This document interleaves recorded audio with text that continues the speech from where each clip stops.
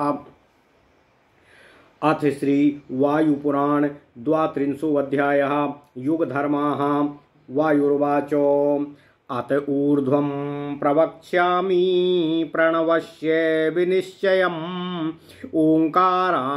ओङ्कारमक्षरं ब्रह्मोतिवर्णं चादितः स्मृतः यो यो यस्य यथा वर्णो विहितो दैवतास्तथा ऋचो यजूंसि सामानि वायुरग्निस्तथा जलम् तस्मात्तुः अक्षरादेव पुनरन्ये प्रजज्ञिरे चतुर्दश महात्मानो देवानां ये तु देवताः तेषु सर्वगतश्चैव सर्वगः सर्वयाङ्गवितो अनुग्रहाय लोकानामादिमध्यान्त उच्यते सप्तर्षयस्तथेन्द्रादये देवाश्च पितृभिः सह अक्षराणि श्रुता सर्वे देवदेवान् महेश्वरात् इहामुत्र हितार्थाय वदन्ति परमं परं पूर्वमेव मयोक्तस्ते कालस्तु युगसंहिताः कृतं त्रेता द्वापरं च युगादिः कलिना सह परिवर्तमानैस्तेरेव भ्रममाणेषु चक्रवतो देवतास्तु तद्विद्विग्नः कालस्य वशमागताः न शक्नुवन्ति तन्मानं संस्थापयितुमात्मना तदा ते भाग्यता भूत्वा आदौ मन्वन्तरस्य वै तदा ते भाग्यता भूत्वा आदौ मन्वन्तरस्य वै ऋषयश्चैव देवाश्च इन्द्रश्चैव महातपाः समाधाय मनस्तीव्रं सहस्रं परिवत्सरान् प्रपन्नास्ते महादेवं भीताः कालस्य वै तदा अयं हि कालो देवेश्चतुर्मूर्तिश्चतुर्मुखः अकोश्य विद्यान् महादेवो अगाधस्य महेश्वरः अथ दृष्ट्वा महादेवस्त्वं तु कालम्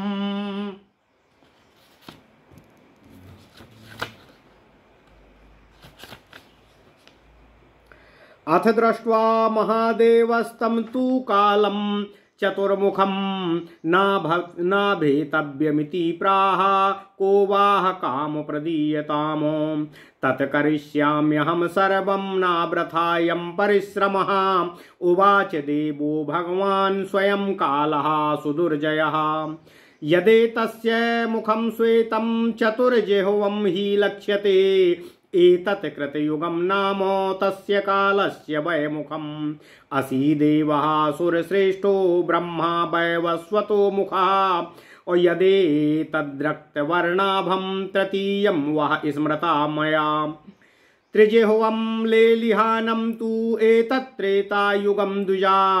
ओम नमः शिवाय।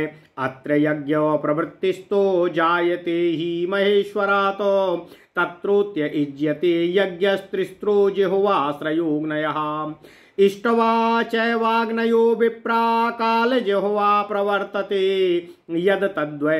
यदेतद्वै मुखं भीमं द्विजिह्वं रक्तपिङ्गलं द्विपादोत्र भविष्यामि द्वापरं नाम तद्युगं यदेतत् कृष्णवर्णाभं तुरीयं रक्तलोचनम् एकजिह्वं पृथुश्यामं लेलिहानं पुनः पुनः ततः कलियुगं घोरं सर्वलोको भयंकरं कल्पस्य तु मुखं ह्येतच्चतुर्थं नाम भीषणं न सुखं नापि निर्वाणं तस्मिन् भवति वै युगे कालग्रस्ता प्रजा चापि युगे तस्मिन् भविष्यति ब्रह्मा कृतयुगे पूज्यस्त्रेतायां यज्ञ उच्यते द्वापरे पूज्यते विष्णुरहं पूज्यश्चतुर्ष्वपि ब्रह्मा विष्णुश्च यज्ञश्च कालस्यैव कलास्त्रयः सर्वेष्वेव हि कालेषु चतुर्मूर्तिर्महेश्वरः। अहं जनो जनयिता वा कालः कालप्रवर्तकः युगकर्ता तथा चैव परं परपरायणः। तस्मात् कलियुगं प्राप्य लोकानां हितकारिणातो अभयार्थं च देवानामुभयोर्लोकरोऽपि। तदा भवश्च पूज्यश्च भविष्यामि सुरोत्तमाः। तस्माद् भयं न कार्यं च कलिं प्राप्य महौजसः।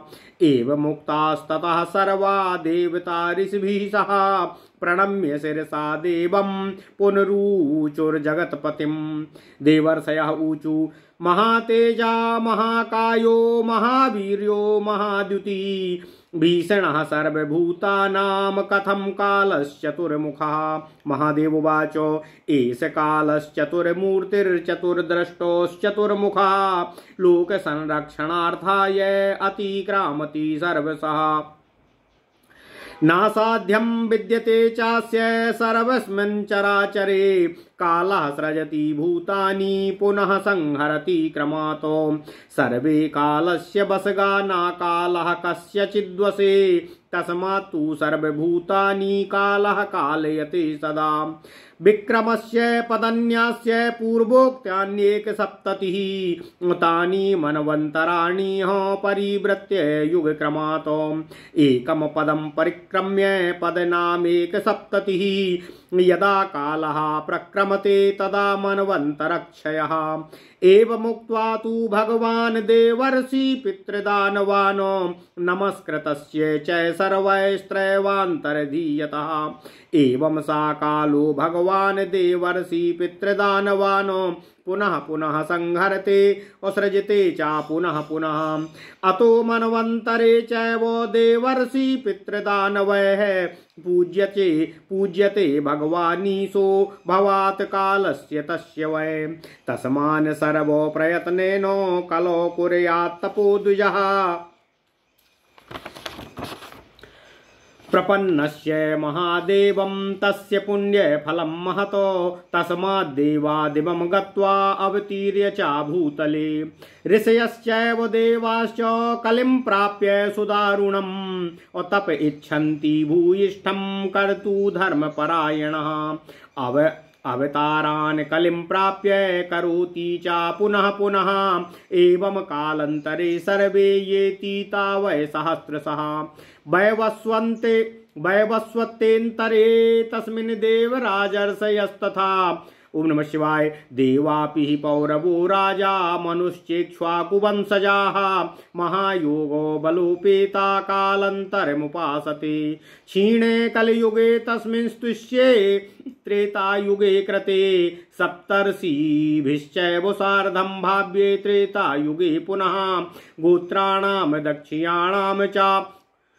गोत्राणां क्षत्रियाणां च भविष्यास्त्रे प्रकीर्तिताः।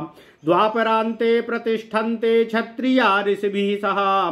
कृते त्रेतायुगे चैव तथा क्षीणे च द्वापरे।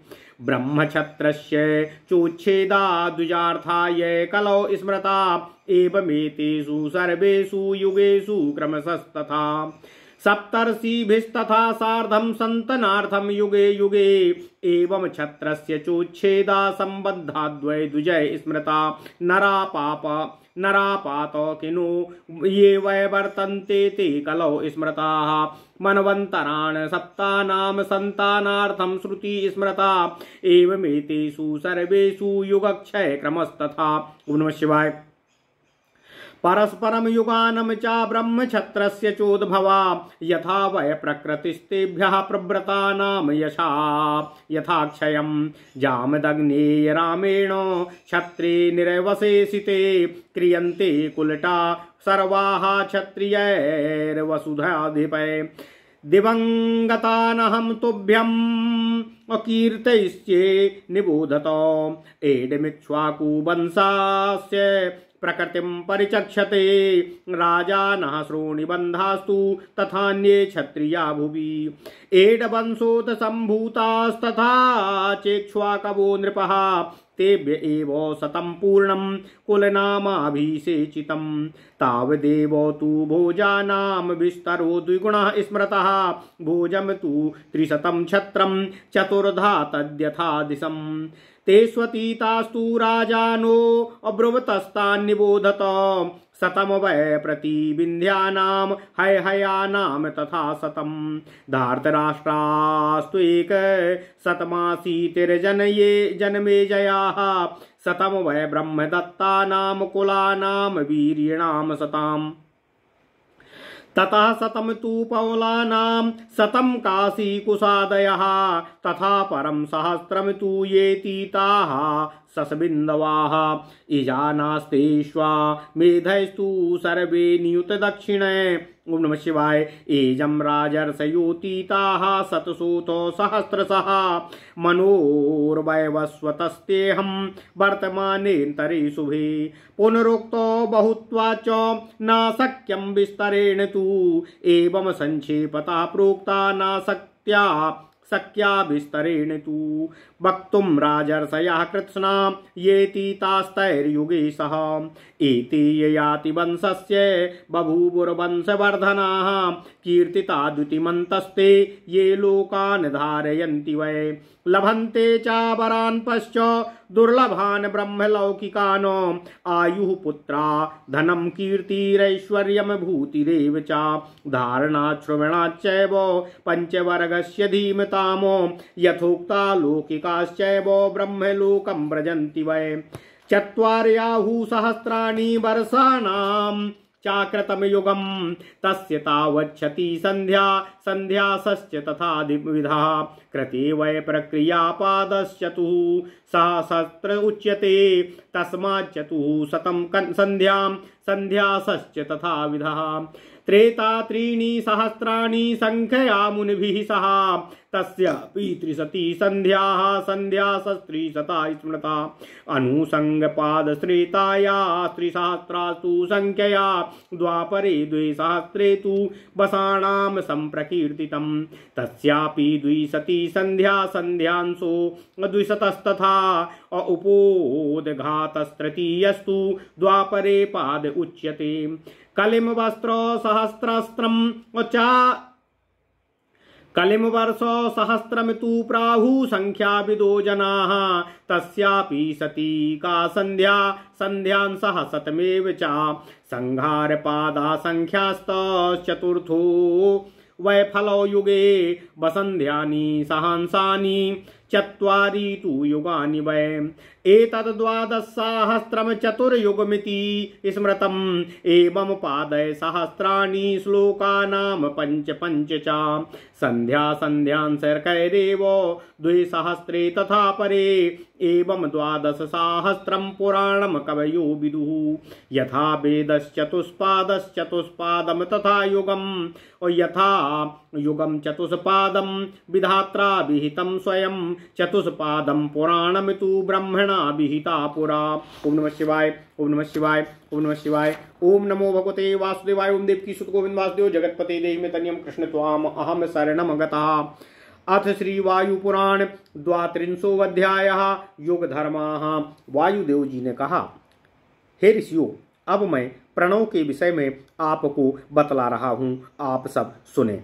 ओंकार अक्षर ब्रह्म स्वरूप है। इस ओंकार में 3 वर्ण हैं। इसे मंत्रों के प्रारंभ में प्रयुक्त किया जाता है। जिनके जो वर्ण तथा देवता कहे गए हैं वे सब ओंकार से ही उत्पन्न हुए हैं। ओंकार से ही ऋक, यजु, साम, अग्नि तथा जल की उत्पत्ति हुई है। उसी अक्षर से फिर अन्य सब उत्पन्न हुए हैं। देवताओं के मध्य जो 14 महात्मा हैं उनमें से जो सर्वगत तथा सर्वयोगविद हैं वे ही लोकानुग्रह निमित्त ओंकार के आदि मध्य तथा अंत के रूप में आविर्भूत हैं।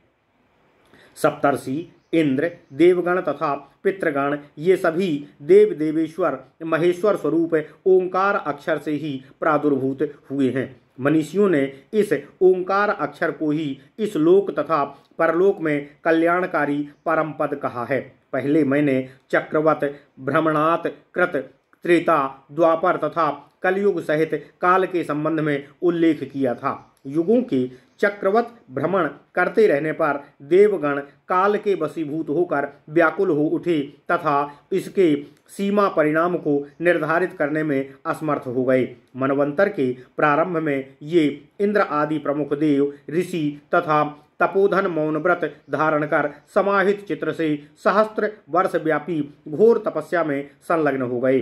काल से भयभीत होकर वे भगवान महादेव की शरण में गए और बोले, हे महेश्वर, हे महादेव, इस चतुर्मूर्ति तथा चतुर्वदन वाले देवेश काल के तत्व को कौन जान सकता है। महादेव जी उन चतुर्मुख का निरीक्षण कर देवताओं से बोले, आप लोग भयभीत न हों, मैं आप लोगों की कौन सी अभिलाषा पूर्ण करूं, कृपया वह कहिए। तुम्हारे सभी कार्य पूर्ण हो जाएंगे और तुम लोगों को व्यर्थ परिश्रम नहीं करना पड़ेगा। इसके पश्चात स्वयं काल स्वरूप दुर्जय देवाधिदेव फिर बोले, यह चार जिह्वा विशिष्ट श्वेत वर्ण वाला मुख जो आप लोग देख रहे हैं वह काल का कृतयुग नाम वाला प्रथम मुख है। इसे ही देवश्रेष्ठ ब्रह्मा तथा वैवस्वत भी कहा जाता है। यह रक्तवर्ण लेलिहान तीन जिह्वा से युक्त दूसरा मुख है, वह त्रेता युग है। इस युग में महादेव द्वारा प्रेरित होकर लोगों में यज्ञ करने की प्रवृत्ति होती है, अतः इसी में यज्ञारंभ होता है। इसकी तीन जिह्वा तीन अग्नियां हैं, इसमें से अहित अग्नि ही काल की जिह्वा है। इसके पश्चात दो जिह्वा वाला भयंकर रक्त तथा पिंगल वर्ण जो मुख है, यही मेरा द्विपाद धर्म युक्त द्वापर युग है। यह जो चौथा कृष्ण वर्ण रक्तलोचन लेलिहान एक जिह्वा युक्त मुख है, यह संपूर्ण लोकों को भयग्रस्त करने वाला भयंकर कलयुग है।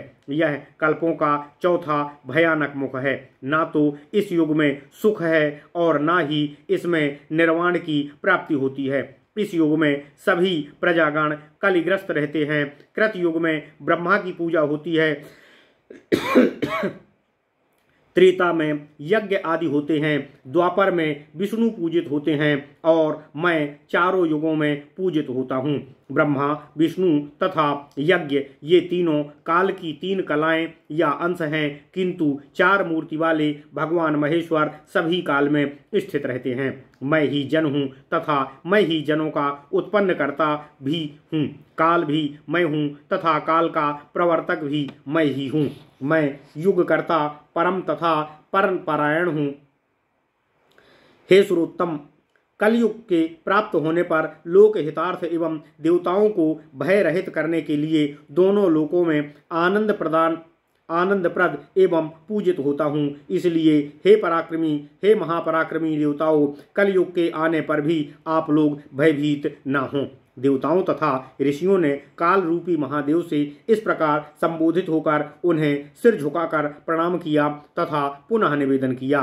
देवताओं तथा ऋषियों ने कहा, हे देव, हे महादेव, अति तेजस्वी, महाकाय, महावीर, महादुति, लोक भयंकर ये काल चतुर्मुख किस प्रकार हुए। महादेव जी ने कहा, हे ऋषियों, ये चतुर्मूर्ति, चतुर्मुख तथा चतुर्दंष्ट्र काल लोक रक्षा के निमित्त सबका अतिक्रम करते हैं। इस चराचर जगत में इनके लिए कुछ भी असाध्य नहीं है। ये ही भूत समुदाय की सृष्टि करते हैं, फिर क्रमशः उनका संहार भी करते हैं। इन सभी इन काल के बसवर्ती हैं, किंतु यह काल किसी के भी बसीभूत नहीं है। इसलिए काल ही सर्वभूतों की संकलयिता है। पूर्वोक्त 21 युग काल का एक कदम है तथा परिवृत्त युग क्रम से इसे मनवंतर कहा जाता है। एक एक करके काल के 21 कदम चलने पर मनवंतर का अंत होता है, अर्थात 21 युगों का एक युगांतर होता है। भगवान महादेव के इस प्रकार कहने पर देव, ऋषि, पितृ तथा दानव सभी ने प्रसन्न होकर उन्हें प्रणाम किया। इसके पश्चात भगवान वहीं अंतर्ध्यान हो गए। इस प्रकार भगवान काल का बार बार देवता, ऋषियों, पितृगणों तथा दानवों का सृजन एवं संहार करते हैं। इसी निमित्त भगवान ईश काल भय से त्रस्त देव, ऋषि, पितृ तथा दानवों द्वारा पूजित होते हैं। हे ब्राह्मणों, वायुदेव ने कहा, इसलिए कलयुग में सभी को सभी प्रकार